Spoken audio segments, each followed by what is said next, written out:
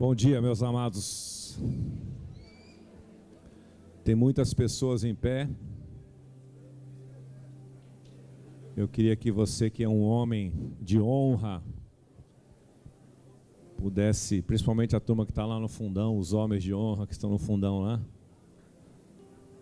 cedesse seu lugar para uma dama. Porque uma das virtudes de um cristão é que ele é cavalheiro, né? Ele é educado, ele é cortês. Se você é homem, olhe para trás, se tiver uma senhora, uma moça, ceda o lugar para ela. Eu creio que ainda este ano não tem que começar o terceiro culto aqui na comunidade, em nome de Jesus, aos domingos, porque estamos declarando que é o ano da expansão, 2013, o ano da expansão, e Deus está enviando pessoas novas, sem a gente ter um plano mais intencional. A hora que nós, daqui um tempinho, nós vamos levantar um projeto aqui com vocês, para nós alcançarmos os nossos amigos, familiares e vizinhos, através do nosso G100, uma estratégia poderosa, simples, que vai ser regada com jejum e oração.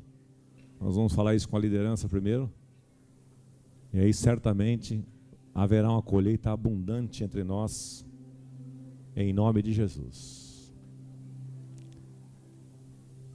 Essas 3 noites passadas, quarta, quinta e sexta, nós tivemos aqui na nossa comunidade sede o seminário que nós chamamos de Renovando a Visão, quando nós trabalhamos durante 3 noites sobre os fundamentos da Comunidade da Graça, começando falando sobre a sua teologia, sobre os nossos valores e como é que nós colocamos tudo isso em prática através do modelo, da estratégia que Deus nos deu, que se chama integrar, desenvolver e enviar.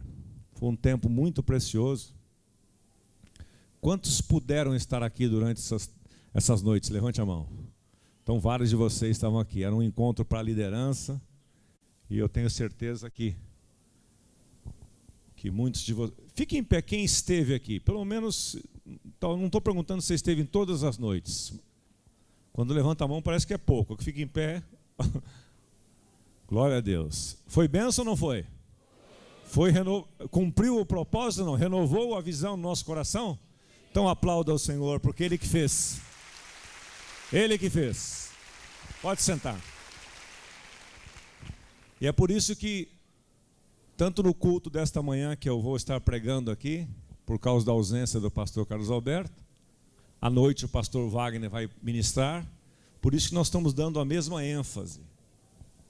Nós vamos falar sobre o projeto eterno de Deus, hoje de manhã e hoje à noite, baseado em Efésios capítulo 1. Pastor Carlos Alberto está hoje em sua casa, ele voltou de viagem essa semana, e ele está fazendo vários exames de rotina, como normalmente ele faz como este ano, e nós o liberamos para ele ficar esse final de semana na sua casa. Terça-feira ele já estará com a equipe pastoral aqui para nós retomarmos muitas coisas. Essa semana temos várias reuniões locais e extralocais. Ele está se recompondo para retomar o ano com muito mais intensidade, mas sempre ligado em todos nós, a equipe toda ligada a ele também. Ele está sabendo de tudo o que está acontecendo aqui, e ele tem louvado a Deus junto conosco por aquilo que o Senhor está fazendo.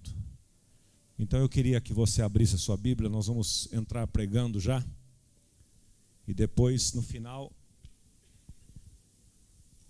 deste culto, é desnecessário eu falar para você que o culto só acaba quando termina, né?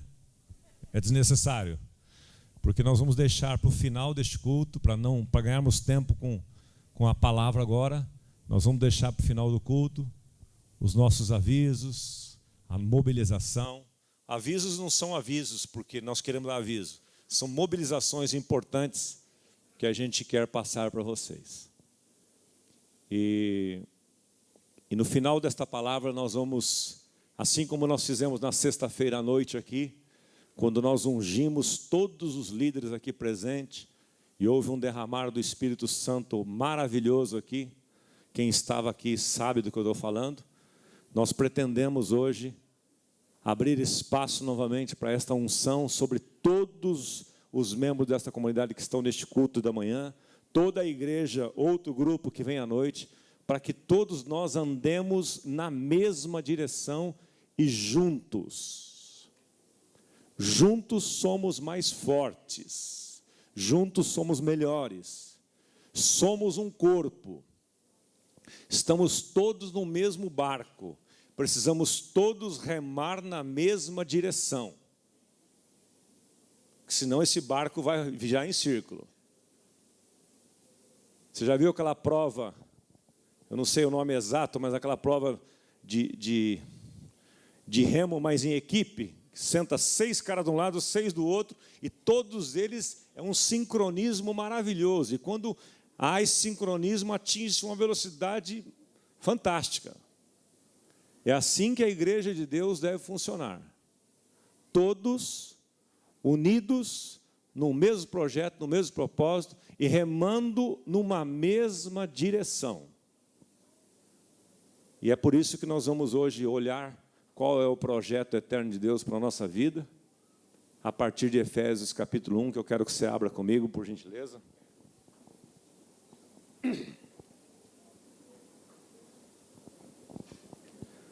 Onde o apóstolo Paulo, de dentro de uma prisão,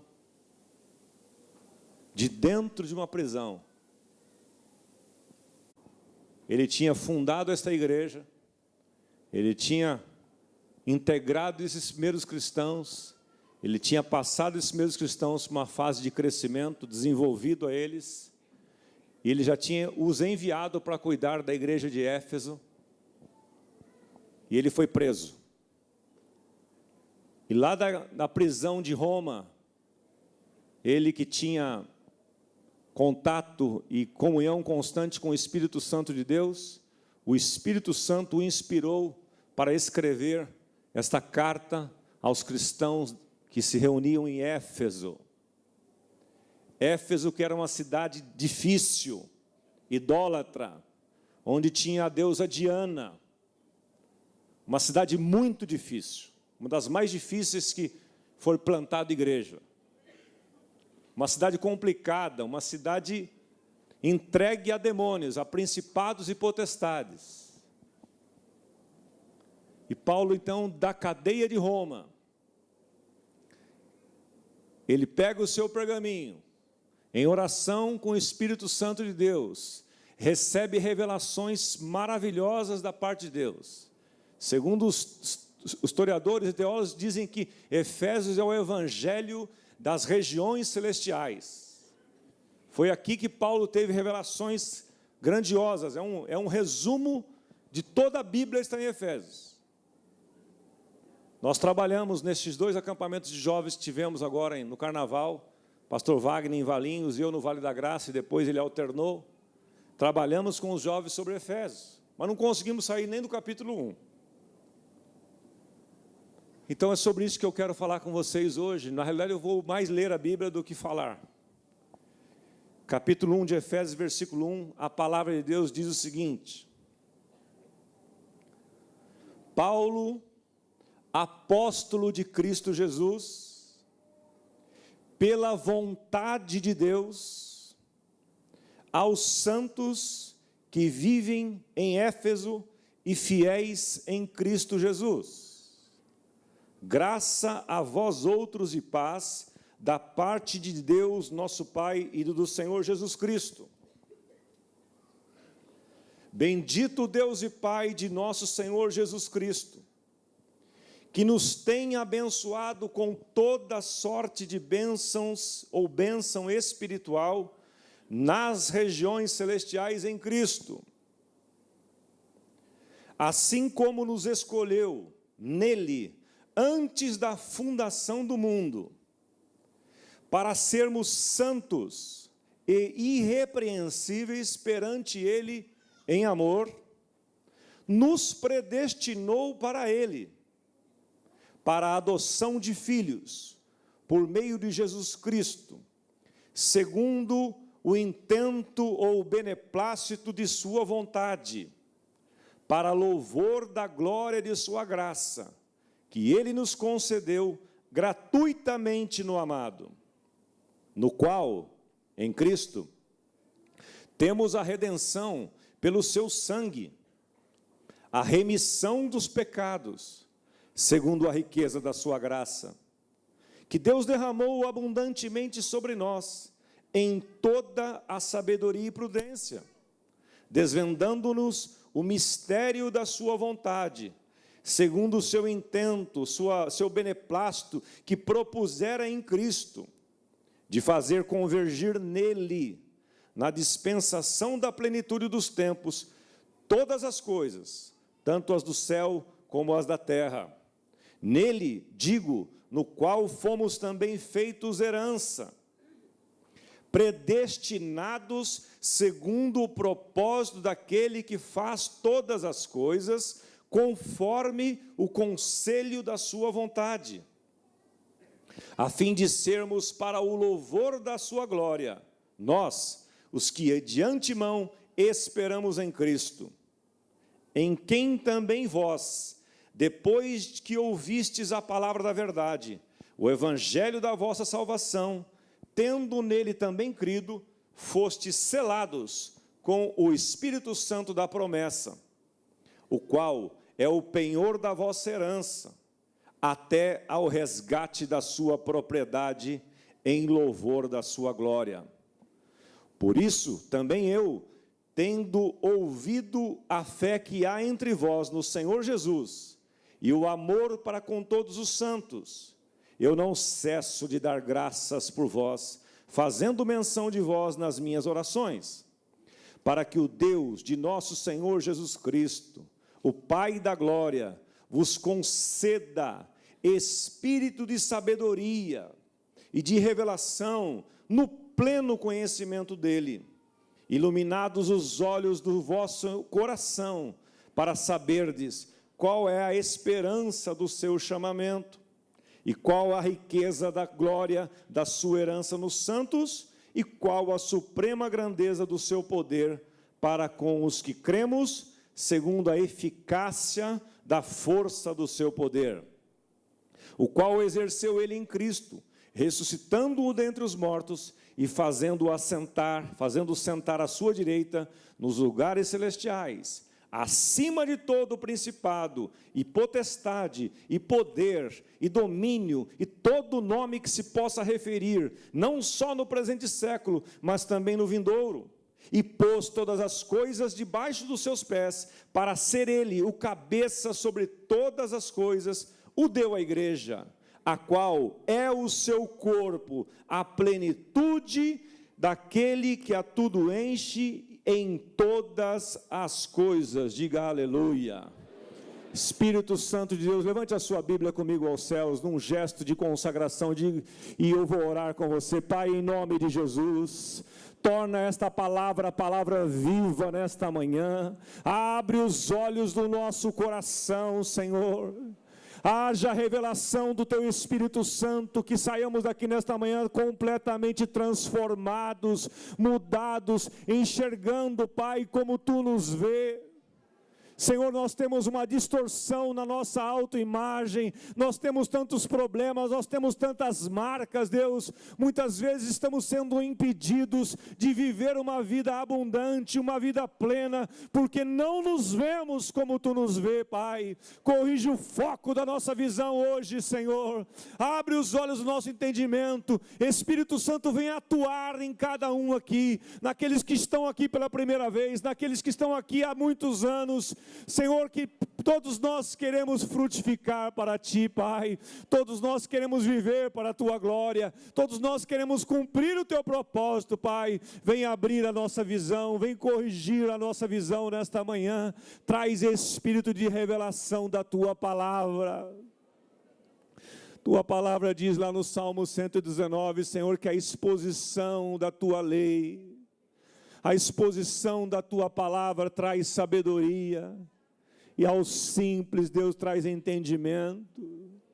Capacita-me, Deus, a ser fiel na pregação da Tua palavra nesta manhã, e que Teu Espírito atue de forma a ter toda a liberdade neste ambiente, para que possamos ser transformados na imagem daquilo que Tu queres que sejamos. Que cada um de nós aqui hoje pela manhã e à noite, Senhor, nos enxerguemos como Tu nos vê. Que toda distorção, todas as marcas, todas as palavras de maldição, todas as marcas na nossa alma, seja hoje dissipada, Senhor. Todos aqueles que porventura estejam aqui, Senhor, vivendo uma subvida, vivendo, Senhor, enganado, vivendo, Pai, escravo do pecado, escravo do seu passado, preso, cativo a maldições, cativo a laços de alma, por conta de relacionamentos impuros do seu passado. Que haja, Senhor, um derramar do óleo do Espírito Santo sobre este lugar nesta manhã, para que sejamos, Senhor, curados. Envia a Tua palavra, Senhor, e traz cura nos nossos corações, cura no nosso espírito, nas nossas emoções, e que vai atingir o nosso corpo. Que os enfermos sejam curados aqui, Senhor. Que no momento que nós encerrarmos essa ministração e formos impor as mãos sobre todos, e ungí-los com óleo conforme diz as Escrituras, que o selo da promessa, que o Espírito Santo seja derramado sobre todos. Como sairemos de Jerusalém, disseram os Teus discípulos, se o Espírito Santo não mover os nossos corações? Como vamos expandir este ano, Pai? Como a comunidade da graça vai se multiplicar? Como os G100s vão se multiplicar? Se o Teu Espírito não nos envolver, não nos dirigir, não nos conduzir. Capacita-nos, ó Deus. Em nome de Jesus.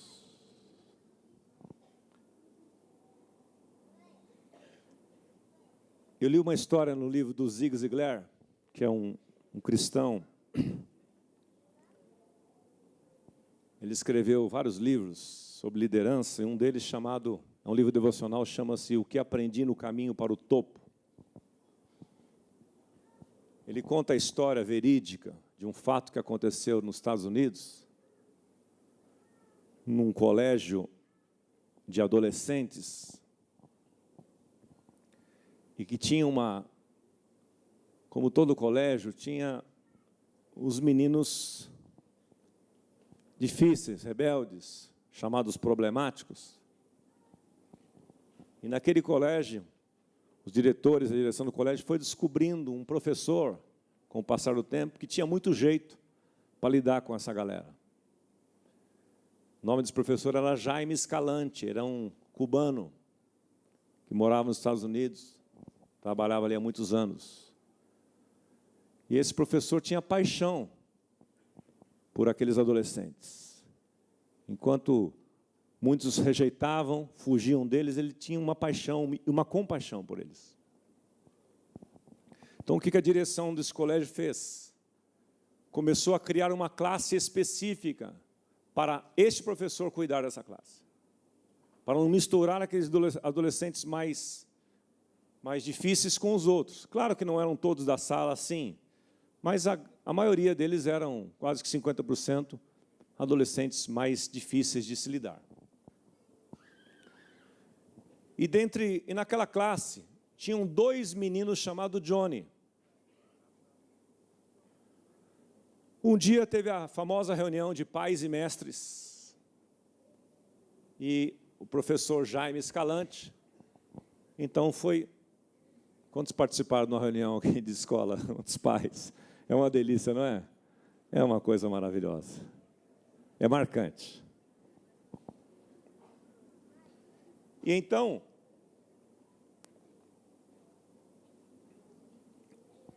num determinado dia, que ele reuniu os pais e foi falando, e os pais perguntavam. E os pais não perguntavam nada, ele não falava nada.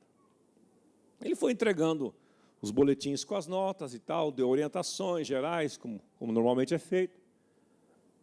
E uma mãe ficou por último. E aquela mãe foi até ele, depois que todas as mães e pais que estavam ali saíram, foi até ele e falou assim: professor, posso falar com o senhor um minutinho? Pode. E ele, atarefado ali, falou assim: eu queria saber do meu filho. Como anda meu filho por aqui? Ela falou assim: como é que é o nome do seu filho? Falou: meu filho chama-se Johnny. Ele, sem prestar a atenção devida, disse: teu filho é uma bênção. O teu filho, olha, eu estava louco para conhecer a senhora. O teu filho é um menino aplicado, ele é inteligente, ele é interessado. E a mulher foi ficando gelada, porque o filho dela não era nada disso. Por isso que ela ficou no último para esperar ele falar do menino. Ele é interessado, ele coopera comigo na sala. Quando os outros meninos fazem bagunça, ele é o primeiro a levantar e botar um controle na situação. Eu quero dar os parabéns para a senhora. Abraçou a mulher feliz da vida e a mulher foi para casa não entendendo nada. Chegou em casa, o menino estava esperando a bucha, né? Porque ele era da pá virada, como costumam dizer. A mãe passou o dia, passou a tarde, ressabiada, falo com ele, não falo com ele, como é que é? Será que o meu filho é bipolar? Aqui em casa ele é uma coisa, na escola é outra. Será que o problema dele é mais grave? E a mãe foi viajando. Você sabe como é que mãe é, não? Sabem, né? As mães sabem. Chegou a noite, na hora do jantar, o menino não aguentou. Falou: mãe, foi tudo bem lá na escola hoje? Foi, filho. Mas foi mesmo, mãe? Que professor que estava lá? Ah, o professor Jaime. Aliás, filho, eu precisava falar com você sobre isso. Aí ele gelou, né? Filho, eu quero te dar os parabéns. Porque o que o professor Jaime Escalante falou de você, até agora eu estou atônita. Ele falou isto, e repetiu tudo para ele. O menino, bico calado, quietinho, recebeu toda aquela visão maravilhosa, foi para a escola no dia seguinte, passou pelo professor ressabiado. No final da aula, ele foi ao professor, falou: professor, eu quero te agradecer por todos os elogios que o senhor fez à minha mãe. O professor olhou para ele e falou assim: pensou, falei do Johnny errado. Mas ele ficou quieto. Ele é muito sábio, sabia lidar com a moçada. O menino falou: olha, eu quero te agradecer. E eu quero dizer mais para o senhor.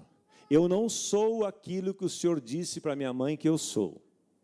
Mas a partir de hoje, eu me comprometo a me tornar aquilo que o senhor falou para minha mãe que eu sou. E pasmem vocês, caso verídico, a partir daquele dia, o menino começou a mudar.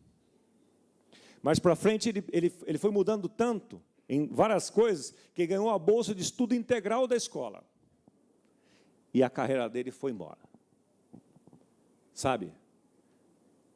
As distorções e as prisões, os limites que eu e você vivemos, está baseado no fato da questão da nossa identidade.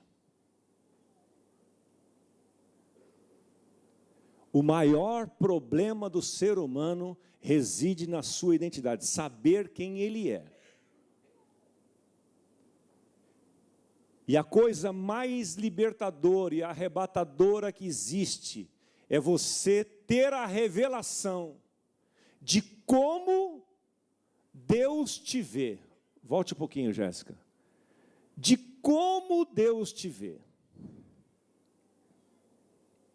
Isto é tremendamente libertador.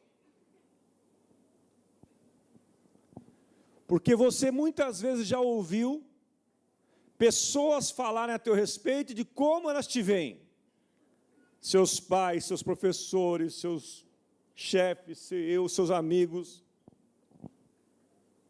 E nós somos muito influenciados, infelizmente, pela maneira que os outros nos veem. Isso vai formando a nossa autoimagem.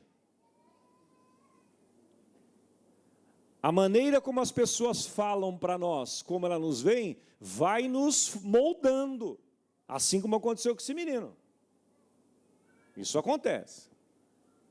É por isso que nós precisamos ir às Escrituras, diariamente.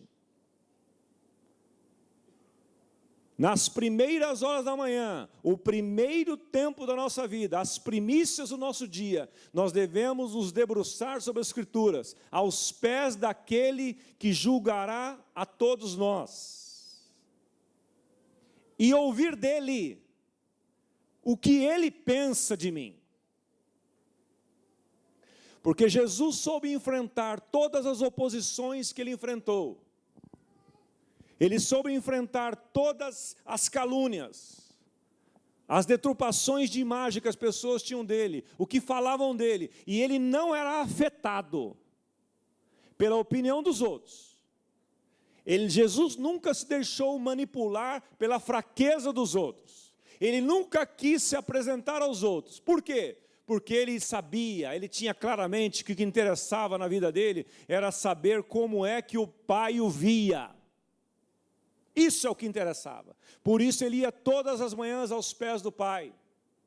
E eu garanto para você que todas as manhãs ele ouvia aquilo que falou-se uma vez só em voz audível no momento do Jordão, quando ele foi ser batizado. Eu creio que ele ouvia todas as manhãs do Pai: você é meu filho amado e em você eu tenho todo o prazer. Pode ir, filho. E Jesus saía para o dia do seu ministério. No meio do dia ele ouvia lá que ele era glutão, beberrão, ele era falso profeta, ele seguia o caminho dele, não era afetado em nada. Por quê? Porque o que importava para ele era como o Pai o via. O Salmo 143, 8, o texto que nós trabalhamos no Encontro Vida Vitoriosa, diz o seguinte: faze-me ouvir, Senhor, do teu constante amor, faze-me ouvir do teu constante amor cada manhã, faze-me saber o caminho que devo seguir, porque a ti eu levanto a minha alma.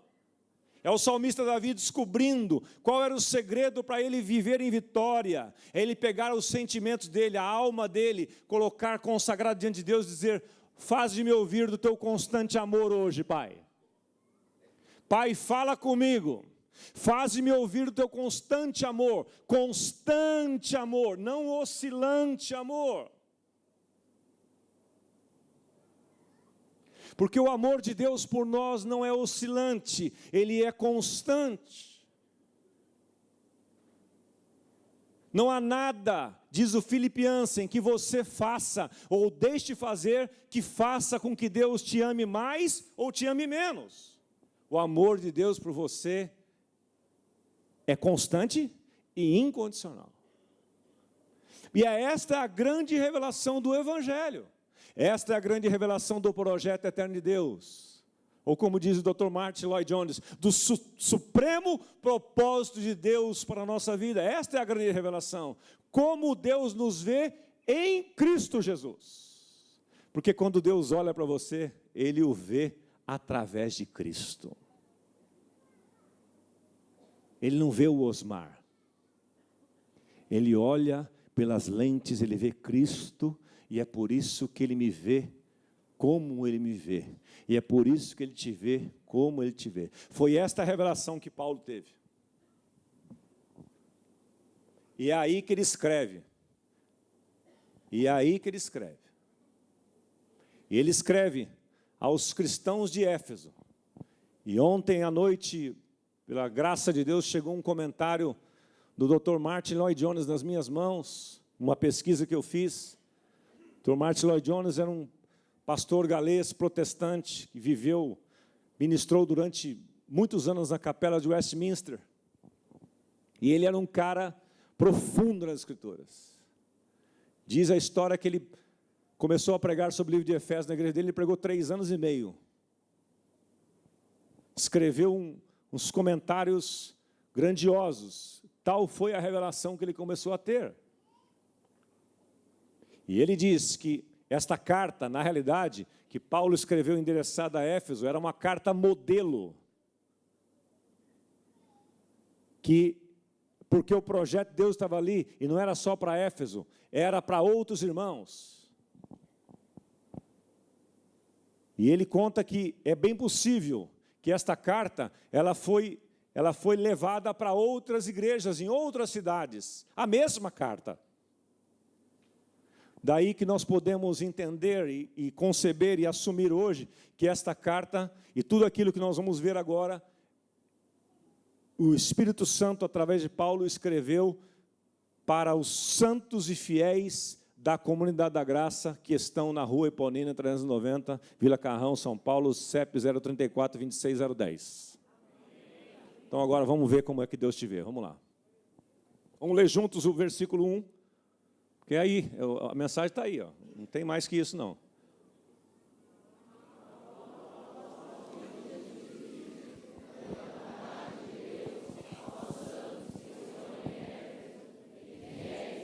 Mais uma vez, Paulo, apóstolo de Jesus Cristo, pela vontade de Deus, aos santos que estão em Éfeso e fiéis em Cristo Jesus. Agora você vai tirar a palavra Éfeso e vai dizer aos santos que estão na comunidade da graça.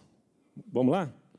Paulo, apóstolo de Jesus Cristo, pela vontade de Deus, aos santos que estão na comunidade da graça e fiéis em Cristo Jesus. Última vez, Paulo, apóstolo de Jesus Cristo, pela vontade de Deus, aos santos que estão na comunidade da graça e fiéis em Cristo Jesus. Aplauda a saudação de Paulo. Porque a saudação de Paulo é o que Deus pensa de você. Ele introduz dizendo, eu sou Paulo.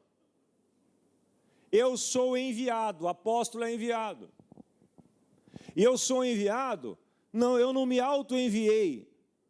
Eu fui enviado. Eu não me auto-intitulei. Eu fui intitulado, eu fui comissionado, eu recebi uma missão. Eu sou o que sou pela vontade de Deus. Porque quando você faz alguma coisa, porque é a vontade de Deus que você faça, preste atenção nisso, que isso aqui é uma chave também. Isso traz sobre você autoridade. As pessoas reconhecem, a tua liderança reconhece, aqueles que estão no seu mesmo nível reconhecem, aqueles que estão debaixo da sua liderança também reconhecem. Porque fica patente, fica claro. Por quê? Por causa dos frutos que a tua vida mostra. Então Paulo dizia, eu sou o que eu sou pela vontade de Deus. Foi Deus que me comissionou. Eu não estou falando para vocês porque eu me achei importante. Não, foi a vontade de Deus.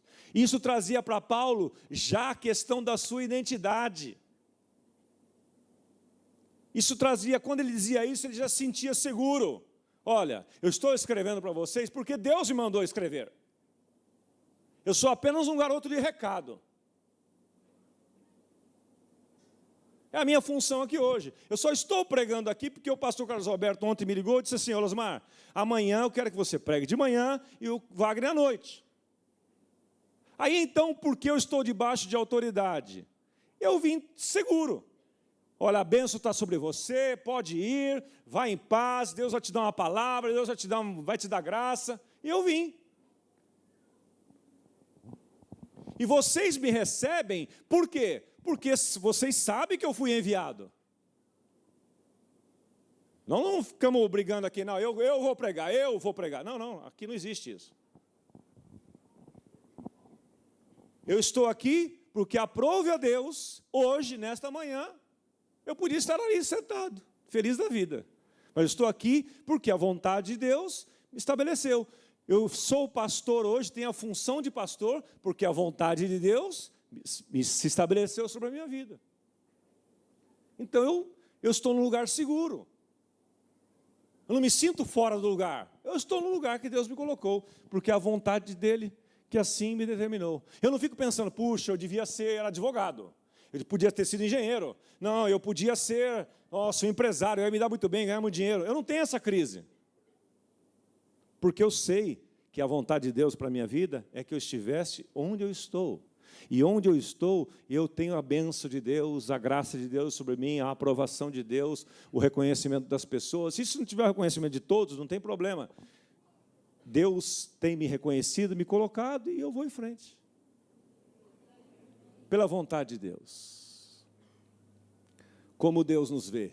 Paulo fala para os irmãos de Éfeso e para os irmãos da comunidade da graça, olha, eu sou apóstolo pela vontade de Deus, e vocês, agora eu vou dizer para vocês o que é que vocês são. Como Deus os vê? Deus os vê como santos. Deus os vê como fiéis em Cristo Jesus. Diga ao seu irmão do seu lado, você é santo, você é fiel. É assim que Deus te vê.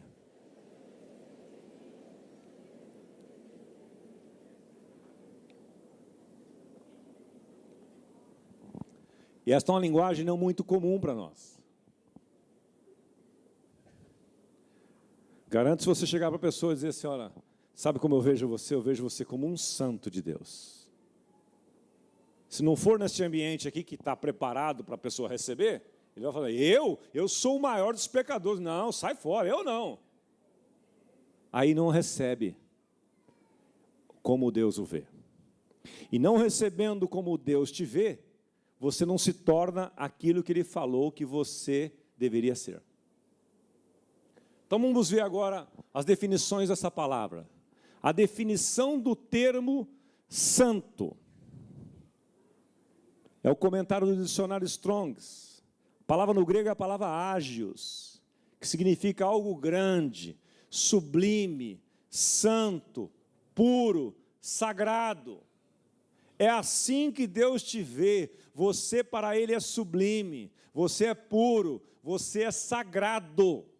Se não fosse assim que Ele visse cada um de nós, Ele não mandaria o único filho dele para morrer no seu lugar. Ele pagou um preço enorme pela nossa redenção, porque Ele tinha um amor maravilhoso por nós. E por causa desse preço pago de redenção, de regeneração, por causa da inclusão na morte de Cristo, da nossa vida. Paulo diz lá em 2 Coríntios 5,14, porque o amor de Cristo nos constrange, julgando nós assim, um morreu por todos, logo todos morreram. E um morreu por todos, logo todos morreram, para aqueles que agora vivem, não vivam mais para si mesmos, mas para aqueles que por eles morreu e ressuscitou. Então, Deus nos vê assim, como santo. Implica em uma relação especial com Deus, que não deve ser violada. É usada para descrever pessoas ou coisas. Descreve aquilo que está em harmonia com a constituição divina do universo moral. Ser santo é você estar harmonizado com o projeto de Deus. Ser pecador, ser impuro, você está em desacordo, em desarmonia com o projeto de Deus. Porque o projeto de Deus desde o Éden é que nós fôssemos santos. Então aqueles que recebem esta palavra, aqueles que creem nessa palavra, recebem o Evangelho, creem em Jesus Cristo, creem que Ele morreu para nos salvar, creem na sua inclusão na morte e ressurreição, agora são santos, agora estão em harmonia com o supremo projeto de Deus. Ser santo é isso. aquilo que está de acordo com a ideia geral e instintiva direito de que é consagrado. Você não é qualquer pessoa, você foi consagrado a Deus, e tudo aquilo que é consagrado a Deus é santo.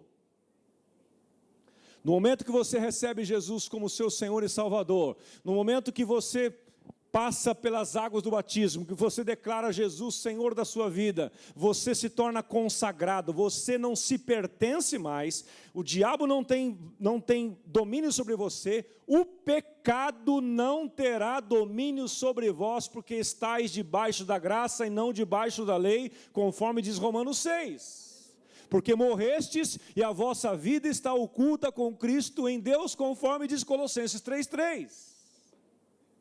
Sabendo isto, que o nosso homem velho foi com ele crucificado, para que o corpo do pecado seja desfeito, e não sirvamos mais ao pecado como escravos, porque aquele que está morto está justificado do pecado. Romanos 6:7.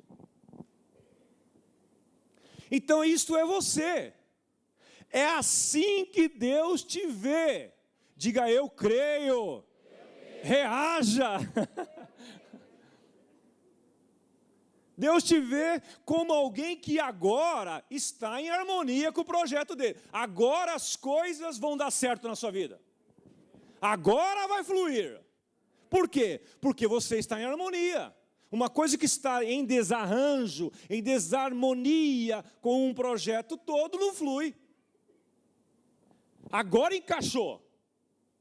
Você era uma peça solta. Vivendo segundo o príncipe deste mundo, diz Efésios capítulo 2, fazendo a vontade da sua carne, dos seus pensamentos, você era filho da ira de Deus, como todos os demais que não estão em Cristo. Mas quando você está em Cristo, Ele vos vivificou, estando vós mortos em vossos delitos e pecados. Pela graça sois salvos por meio da fé. Isso não vem de vós, é dom de Deus, não vem das obras para que ninguém se gloria, porque somos feituras dele em Cristo Jesus para as boas obras. Agora você pode fluir. Só desta maneira as coisas funcionam. Agora o seu casamento dá certo.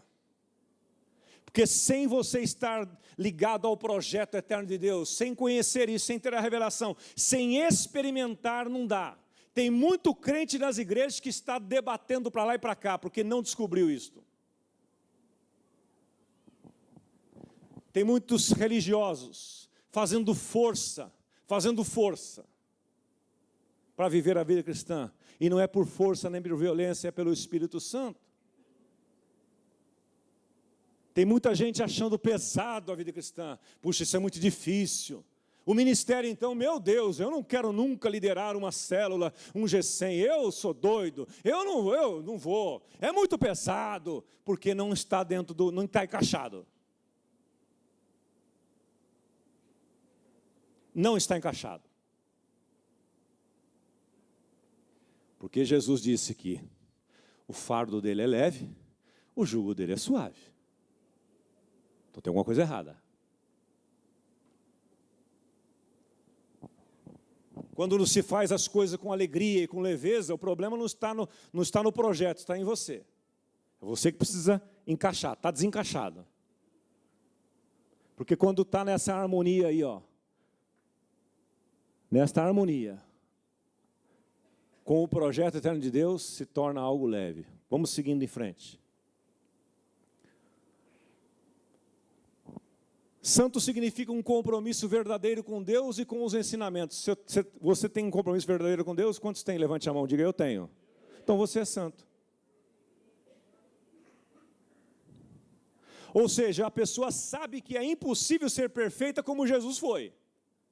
Mas sabe também que depois da sua conversão, da transformação, da regeneração, o pecado não deve fazer parte dos seus hábitos. Você não é um pecador mais, você é um santo. Você falha, você erra, você não é perfeito, mas você é santo. Santo, e eu vou detalhar um pouquinho mais aí o que significa isso. É uma vida separada. Você não vive mais segundo o curso deste mundo, fazendo a vontade da carne dos seus pensamentos. Você vive uma vida separada, que procura fazer o bem e agradar a Deus, indo contra os pecados. Esse é o significado de santidade para os evangélicos protestantes, para os cristãos verdadeiros. Diferentemente do que é para a igreja católica, você entende? Por isso que esse paradigma ficou aqui dentro, porque nós somos um país ainda influenciado muito pelo catolicismo. Santos são aqueles caras que têm que passar por uma bateria, uma sabatina enorme, para pouquíssimos. Esta é a mentalidade da religião. Mas não é assim que Deus te vê. Próximo.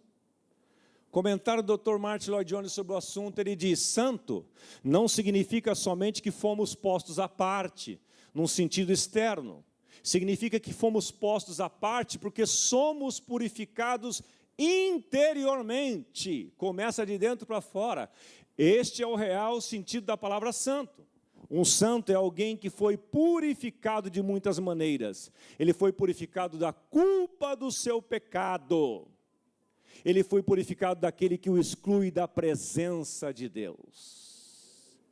Nós somos agora uma geração que não estamos mais debaixo da lei, debaixo do pecado, estamos debaixo da graça, estamos debaixo da proteção de Deus, e é assim que Ele nos vê.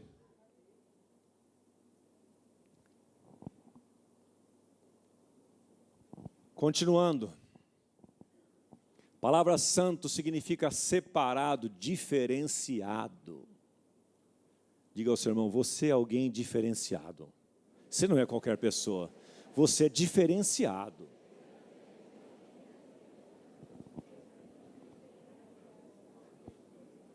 Sabe aquilo que o pessoal fala do Neymar? O Neymar é um cara diferenciado. Ronaldinho Gaúcho é um cara diferenciado.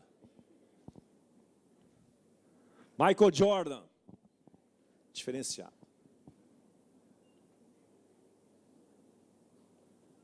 Roger Federer, diferenciado. O cara é diferenciado. O que é diferenciado? É alguém que é diferente. Você não é igual, você é diferente. É por isso que quando os jovens namoram e estão dentro do projeto eterno de Deus, o namoro do jovem cristão é diferenciado. Ele tem propósito, claro. É um namoro com respeito, com honra. Não é uma pegação. Não é uma depravação. É por isso que quando você vai trabalhar, você é um diferenciado. Você é um funcionário diferente. Você se destaca ali. E as pessoas que não sabem distinguir isso e falar, eles falam assim, né, Fábio? Tem uma luz em você. Você já ouviu isso? Tem um negócio diferente, tem uma luz sobre você. Até os ímpios reconhecem isso quando vem alguém santo, separado, diferenciado. Até os ímpios reconhecem, porque Jesus falou que ia ser assim mesmo. Que os homens iam ver as nossas boas obras. Brilhe a vossa luz diante dos homens, Mateus 5,16.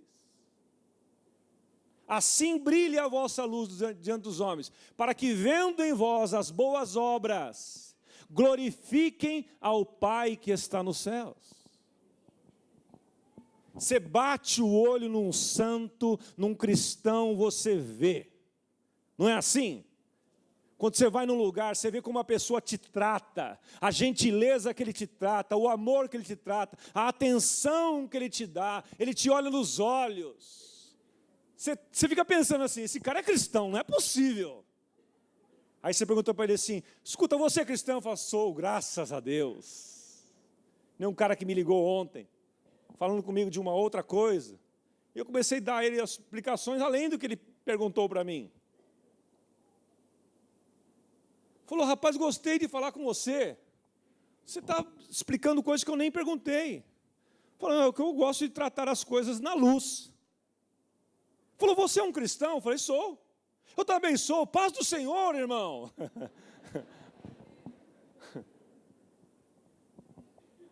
Sabe, meus amados, ser diferenciado. No hebraico tem o sentido de, o ato de cortar. No grego é separar, é ser separado, é diferenciar, é diferenciado. O contexto indica que o crente em Jesus deve levar uma vida separada, diferenciada do atual modelo de vida da cultura vigente. Sua vida deve mostrar diferença quanto aos costumes dessa sociedade secularista e adotar os mesmos procedimentos que Cristo. É Cristo em vós, esperança da glória. Você vai amanhã para o trabalho, Cristo vai dentro de você. Porque Ele está em você, você está nele, vocês são uma coisa só. Nós somos o corpo de Cristo, nós somos membros do seu corpo, Ele é o cabeça. E a cabeça dá o comando para o corpo. Por isso que a vida cristã é leve, por isso que é agradável, por isso que é maravilhoso. Por isso que não há como você desistir. Porque aqueles que verdadeiramente experimentaram tudo isso, como vão desistir? Como vão voltar atrás? Como vão voltar ao pecado? Como? Não conheceu, não experimentou. Como diz 1 João, estavam no vosso meio, mas não eram de vós. Porque quem experimentou de fato, ele fica cativo a isso, não tem como. Sabe aquela pessoa que te serve, te ama, te serve, te ama, te serve. Aí ela pede um favor para você, o que você faz? Fala, não vai dar. Você fala? Não tem como. Eu tenho várias pessoas assim na minha vida. Pastor Carlos Alberto é uma delas.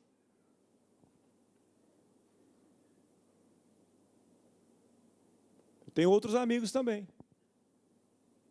Que me serve, me ama, me serve, me ama. Não tem como eu dizer não para eles.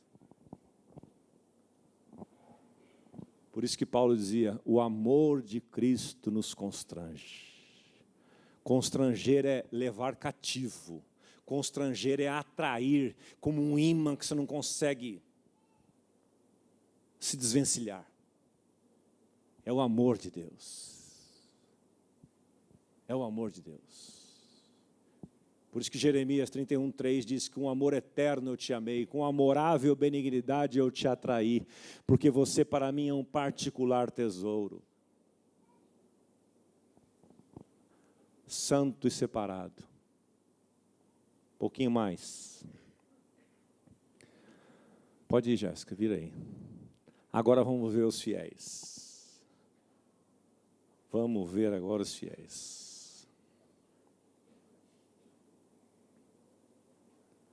Mas antes eu só quero ler um comentário aqui do Martin Lloyd Jones, onde ele diz o seguinte: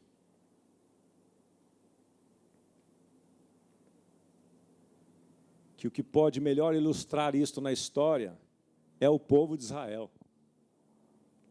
Ele diz assim: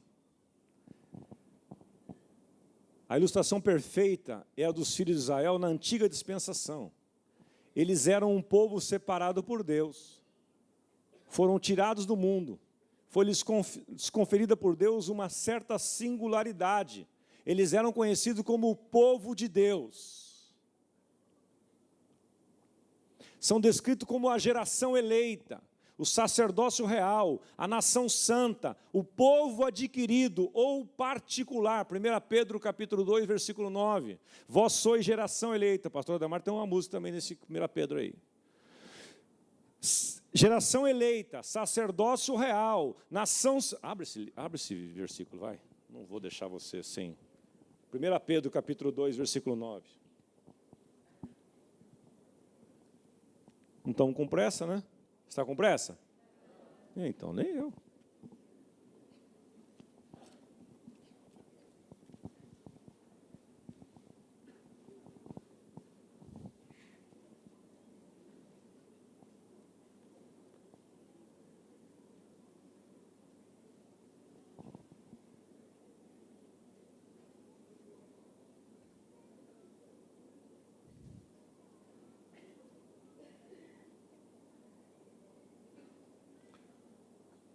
Vamos ler o versículo 5 e o 9, que uma coisa vai completando a outra.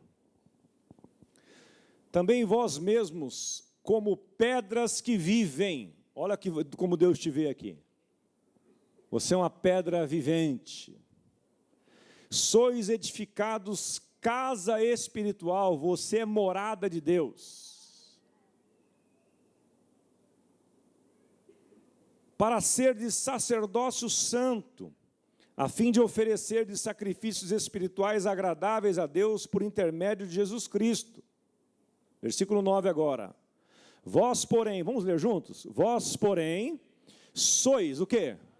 Raça eleita, sacerdócio real, nação santa, povo de propriedade exclusiva de Deus. Diga aleluia. A fim de quê? A fim de proclamardes as virtudes daquele que vos chamou das trevas para a sua maravilhosa luz. Vós sim, que antes não erais povo, mas agora sois povo de Deus, que não tinhas alcançado misericórdia, mas agora alcançastes misericórdia. É por isso que você não pode, e não vai, e não quer viver no pecado. É por isso que você ama a justiça, aborrece a iniquidade. Porque você é um povo especial.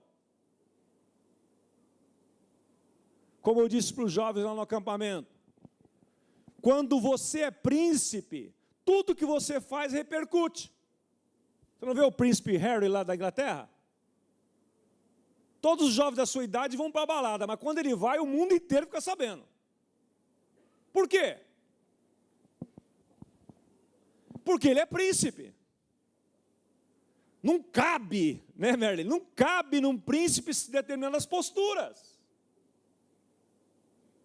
Namorar de qualquer jeito, tratar a esposa com grosseria, ser rebelde ao marido, ser um péssimo funcionário, não cabe.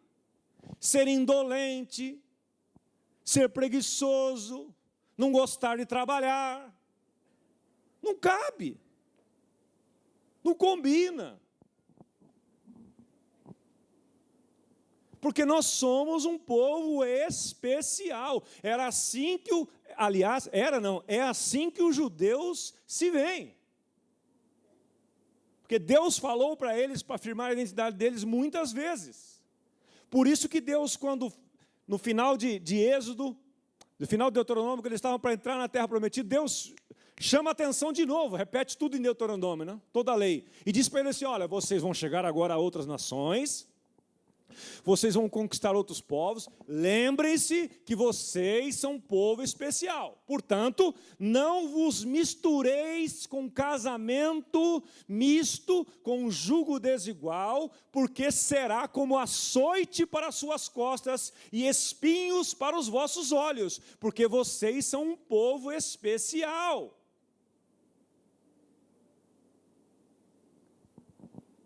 E então é assim que Deus nos vê. É assim que Deus nos vê, como uma propriedade exclusiva. E o Martin Lloyd Jones continua dizendo, num certo sentido, eles eram uma nação entre muitas outras, e todavia eram diferentes. Eles tinham certos direitos que outras nações não tinham. Você tem muitos direitos que as pessoas não têm.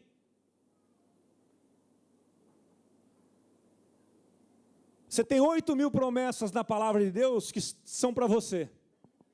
E não são para o ímpio. Não são para aqueles que não conhecem a Deus. É para você. Você pode pegar aquela promessa e dizer, Senhor, obrigado, é meu. Porque é teu.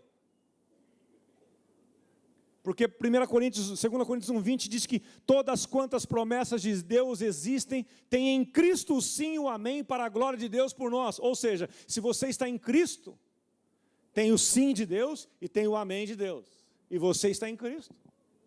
Então você tem privilégios como tinha a nação israelita, era um povo especial.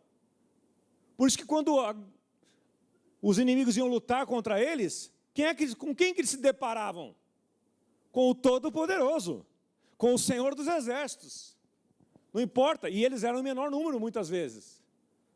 Mas Deus, muitas vezes, não tinha que pegar nem arma, como aconteceu com Josafá e outras guerras. Eles só adoravam o Deus eterno, e o Deus Todo-Poderoso ia lá e desbaratava os inimigos. Só falava para ele, ó, para vocês não fazerem nada, ficar só olhando, pega os despojos, dá para vocês levar o despojo de guerra para casa? Eles iam lá, pegavam os despojos de guerra e levavam. Mas é Deus que vencia as batalhas, Deus que lutava por eles. Haviam recebido de Deus certas revelações da palavra, e que Paulo se refere como os oráculos de Deus. Em outras palavras, eles eram um povo separado. No mundo, mas não do mundo, né? Estão aqui. Postos à parte de maneira peculiar por Deus, quer dizer que eles eram santos. Assim, o cristão é primariamente alguém que é separado do sistema deste mundo. É assim que Deus nos vê. Segunda qualidade, Deus te vê como fiel. O que é ser fiel? É ser verdadeiro, é ser confiável. Me ajude a reforçar a identidade do seu irmão ao seu lado, diga para ele, você é confiável, você é verdadeiro.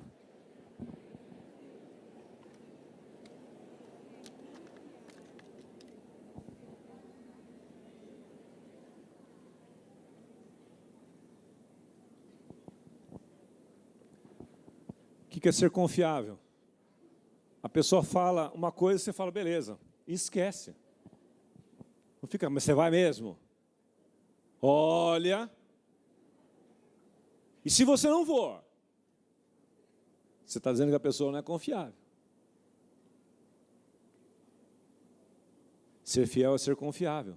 Pessoas que se mostram fiéis na transação de negócios, na execução de comando ou no desempenho de obrigações. Está fazendo um negócio que a pessoa ela é confiável. Não, vamos fazer um contrato. Não precisa. Você diz que está, está. Você diz que vai, vai.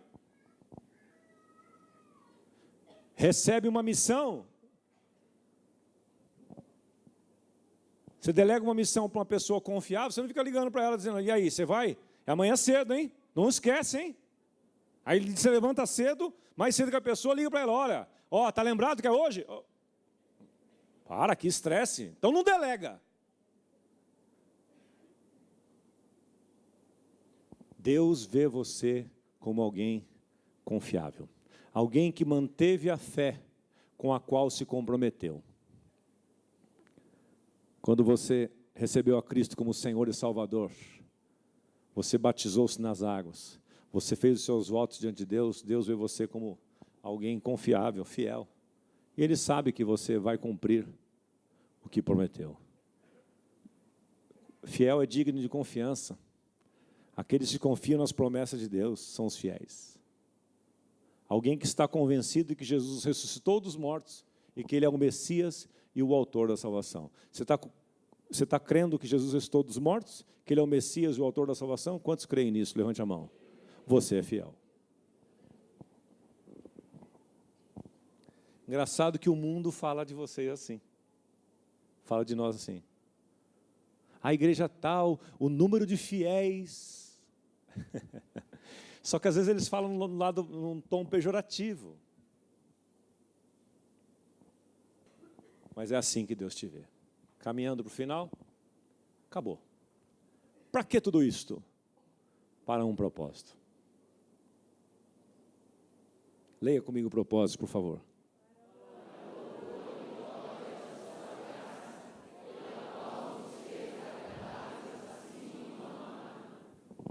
Para que tudo isto?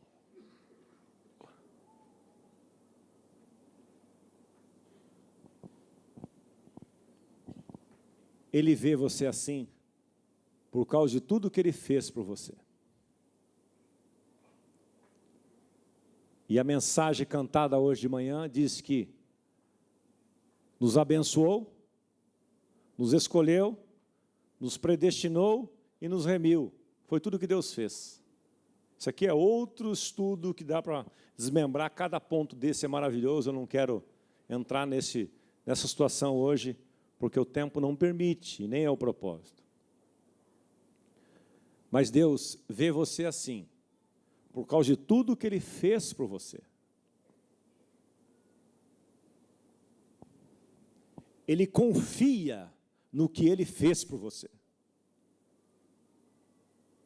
Sabe aquele negócio de confiar no seu taco? Deus confia de que Ele fez por você em Cristo Jesus, tornou você santo e fiel. É por isso que Ele delega a nós responsabilidades. É por isso que Ele dá a nós uma missão maravilhosa, para que nós, vivendo para o louvor e glória da sua graça, pela qual nos fez agradáveis assim no amado. Nós que éramos, por natureza, filhos da ira antes, agora somos agradáveis a Deus. É por isso que Deus, como pregou o pastor Wagner, aqui falando dos valores da nossa visão, que ele falava do primeiro valor da visão, que era o relacionamento com Deus, Deus é ávido por comunhão conosco. O clamor do coração de Deus é por ter relacionamento conosco, porque você é agradável para Ele. E quando você tem um amigo agradável, você quer estar com ele. Não é peso nenhum você estar com ele. É peso para estar com as pessoas desagradáveis. Mas com a pessoa agradável é desejoso, você não vê a hora de estar junto. É assim que Deus te vê, como agradável, no amado. Você vê que tudo isso é em Cristo. Talvez alguns aqui estejam pensando, mas eu não sou nada disso. Eu vivo uma crise, Osmar, que se soubesse da crise que eu estou, de identidade, se soubesse que eu estou sustentando o meu casamento, nem sei como. Você está olhando para mim você está falando com outra pessoa, não está falando comigo. Não, eu estou falando com você. Porque é assim que Deus te vê. Porque Ele confia no propósito que Ele mandou o Cristo nesta terra. A questão é você responder a isso hoje. Dizer, Senhor, é assim que Tu me vês? A partir de hoje, é você reagir como outro Johnny. A partir de hoje, Senhor, eu vou pela fé me apropriar de tudo isso que Tu me vês, e a partir de hoje eu serei assim por causa do sacrifício de Cristo na cruz do Calvário, porque quando Ele morreu, eu morri com Ele, quando Ele ressuscitou, eu ressuscitei para uma nova vida, e agora eu vou viver como um santo e fiel nesta terra. É a sua resposta que Deus quer ver nesta manhã, para viver agora para o louvor da sua glória. E viver para o louvor da sua glória é você erguer. Louvar significa erguer, levantar, elevar, é ser erguido com dignidade e exaltar alguém. É o próximo, dá um entra aí, é isso. Viver para o louvor de Deus é você exaltar a Deus com suas atitudes, com as suas palavras. Por isso que Paulo diz lá em Efésios 4, 29, não saia da sua boca nenhuma palavra torpe, nenhum palavrão, nenhum gracejo atrevido, nenhuma chocarrice, porque não convém. Despojai-vos de tudo isso. Depois, lá na frente, é que Paulo vai falar do didaquê. Aqui é a proclamação, é o querigma, é o evangelho. Porque se não pregar o evangelho, as pessoas não conseguem viver. Como é que vai falar para um cara que não tem natureza, falar assim, agora não minta mais, hein? O cara não consegue. Aquele que furtava, não furte mais. Irai-vos, mas não pequeis. Olha, não deixe o sol se pôr sobre a vossa ira. Ah, eu não aguento, eu sou pavio curto. Quando eu ouvi, já fiz. Ver, já fez, porque não tem natureza. Porque quem tem natureza é santo e fiel, cheio do Espírito Santo, governado pelo Espírito Santo. E aí o fruto do Espírito vai se manifestando nele. Longanimidade, bondade, mansidão, domínio próprio, temperança, alegria, amor. E aí se torna uma pessoa agradável. Não só para Deus, mas para os outros também. Louvor da sua glória. Glória no grego é doxa, opinião, julgamento, ponto de vista. O Novo Testamento sempre é opinião positiva a respeito de alguém que resulta em louvor, honra, glória, esplendor, magnificência. Quando você vive, a maneira que você vive, como você age e reage, vai trazendo louvor e glória para Deus. As suas atitudes, as suas posturas.